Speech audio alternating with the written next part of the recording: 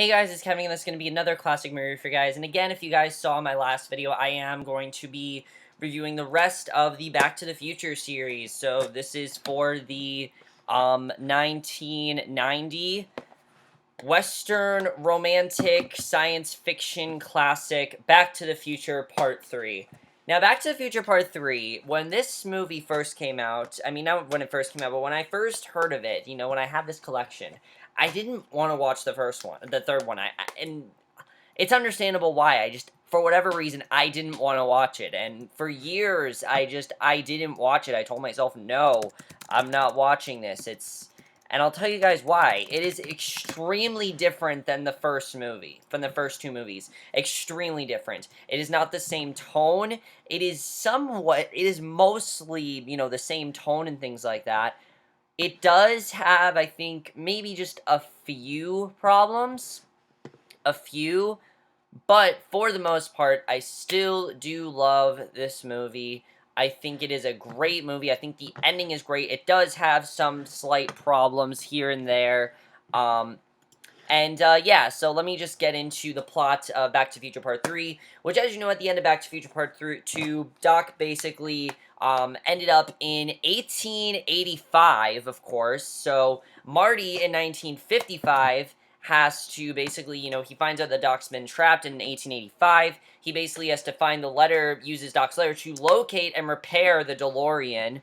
He then spots this tombstone with Doc's name dated 6 days after the letter, learning that Doc was actually killed by Biff Tannen's great-grandfather, Buford Mad Dog Tannen. So basically, he travels back to 1885 to save Doc, while along the way, Doc develops a romance that basically is the plot of Back to the Future Part 3.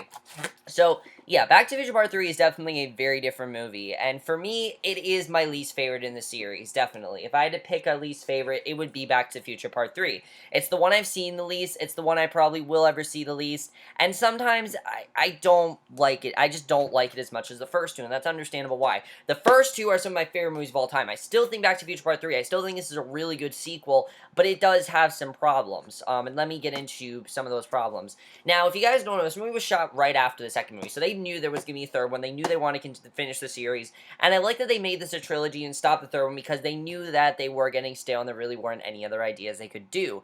Let's first get to the acting in this movie, which still is great. Really, it's still great. Michael J. Fox still does a great job as Marty McFly. I mean, seeing him in this movie, you definitely really do care about his character.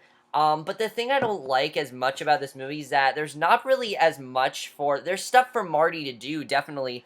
A lot of the stuff that Marty does in this movie is just rehashed from the first one. A lot of it is. It's pretty much just Marty going on this adventure or this adventure. There's really not much of a difference, from the movie. There really isn't. And that was a bit of a disappointment for me, but I think for the most part, he did do a really good job. You still really do care about Marty. You still love seeing him on this job. You still love seeing him saving Doc and things like that, and I think that still was great. Christopher Lloyd as Doc, they try to do a lot more with him in this movie. The movie is essentially a story between Doc and this girl, Clara, who he finds Clara, played by Mary Steenburgen. Their chemistry in the movie is one of the best parts of the movie, and a lot of people don't like the movie because it focuses a lot less on Marty and a lot more on Doc and Clara. And I understand they were trying to do that, and I think it was well done that they did that. However, this is Marty's franchise. It's not Doc's franchise. I mean, Doc is, yes, a big part of this, but we didn't really get to see as much. We do get to see Marty, but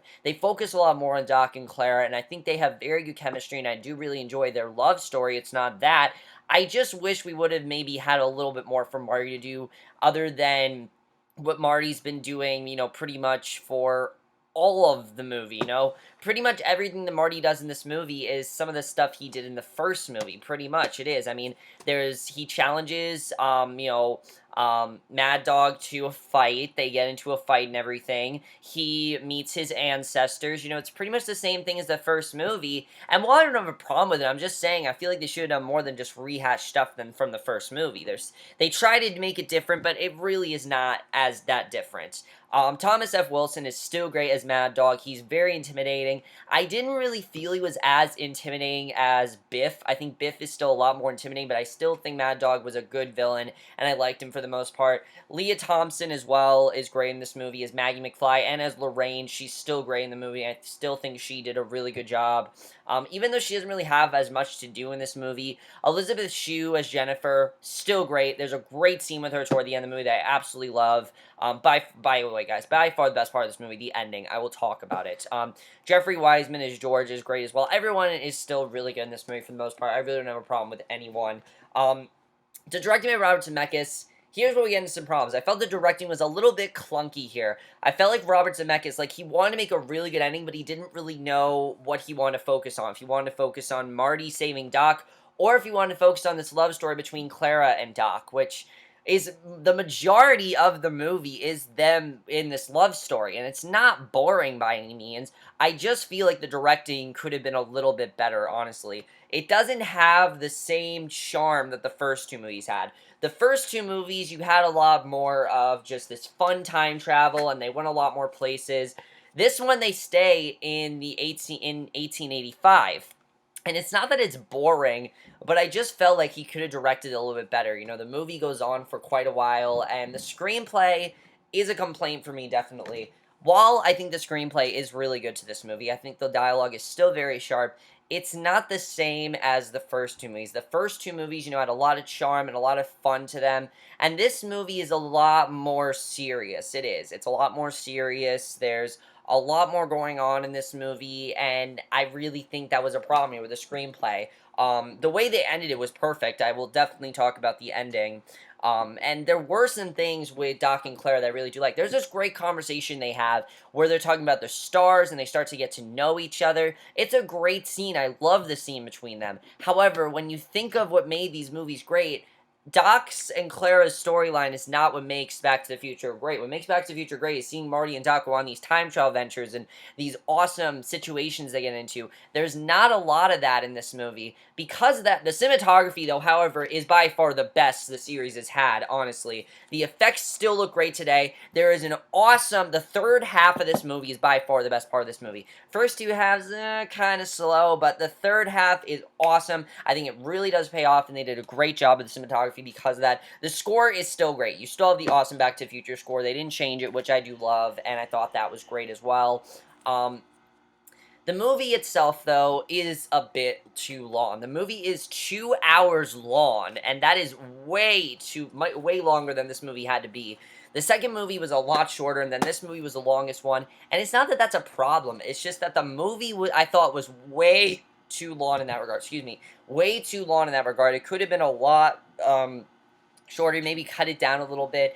It's not that it's bad. It's just that I feel like it could have made it a lot shorter. And I just felt like what was going on, you know, besides Doc and Claire, just the Marty stuff was kind of not as important, you know, which I thought was okay. But the action sequences are awesome. There are some terrific action sequences in this movie. My other thing in this movie is that I don't really like the Western setting in this movie. I don't really think it works for the Back to the Future series. It could work for other movies, but for the Back to the Future series, I just didn't really feel like it worked. The wheelbarrow fights, you know, the wheelbarrow thing, you know, like we have the first one with, I believe it was like a wagon, and the second one with the hoverboard. Those are really fun. In this one, they do a...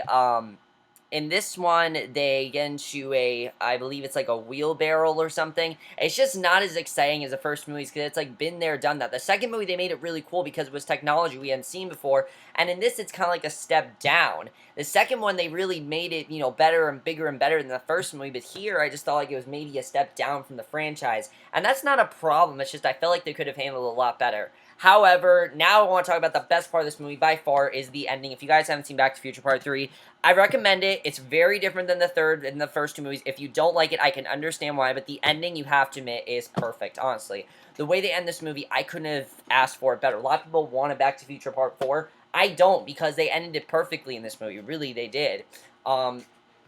So basically, they have to destroy the time machine, and they have to basically use the locomotive to destroy it. They attach, of course, the time machine to the locomotive, and I like how they do use some of the things we saw in the second movie in this one, like Marty used the hoverboard just to dock and save Claire. That was really intense scene. That whole scene on the locomotive, I mean, you don't know what's going to happen. It's so intense, and I wish the rest of the movie was like that. Then the movie is just thrilling tension. For a while, the movie is, let's just set up this fight, and it's really, and also when we do finally get to them, with Mad Dog, I just didn't really care when we finally get to Mad Dog and they do finally defeat him. I didn't really care too much about it. I didn't really think it was that interesting, and you just don't really care much about his character. Really, you don't. The characters in this movie they introduced, besides Claire, you don't really care about. Honestly, you don't. But then, of course, the time machine is completely destroyed, and Marty then finds Jennifer sleeping on her front porch, and it's this really sweet scene where basically everything they've done now, it's been destroyed. It's now all the way back to 1985, and because of the fax message she got, because of the time machine being destroyed, it's erased, and then we have an amazing scene with the locomotive coming back, and it's now basically the flux capacitor is in the locomotive now, and Doc, Clara, and their two children, Jules and Vern, which I love because, of course, they love Jules Verne. That was, like, his favorite book.